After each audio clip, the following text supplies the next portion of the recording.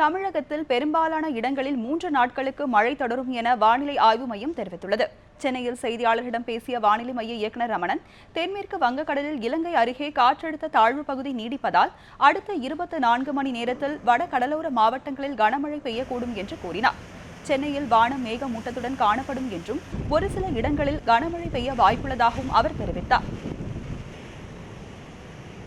நேற்று தென்மேற்கு வங்கக்கடல் பகுதியில் நிலை கொண்டிருந்த அந்த தீவிர காற்றழுத்த தாழ்வு பகுதியானது மேற்கு வடமேற்கு திசையை நோக்கி நகர்ந்து இன்று காலை 8 மணி அளவிலே தென்மேற்கு வங்கக்கடல் மற்றும் அதை ஒட்டியுள்ள இலங்கையில் தீவிர காற்றழுத்த தாழ்வு பகுதியாக நீடிக்கின்றது. இந்த தீவிர காற்றழுத்த தாழ்வு பகுதியின் காரணமாக கடந்த 24 மணி நேரத்திலே வட கடலோர மாவட்டங்களில் அநேக இடங்களிலும் இந்திய மாவட்டங்களிலே ஒரு சில இடங்களில் மழை பெய்துள்ளது.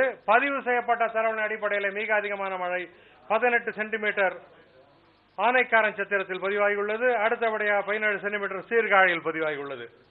வாரம் 24 மணி நேரத்தை பொறுத்தவரை இந்த தீவிர காற்றழுத்த தாழ்வு பகுதியின் காரணமாக தமிழகம் மற்றும் புதுச்சேரியில் பெரும்பாலான இடங்களில் நாம் மழை எதிர்பார்க்கலாம்.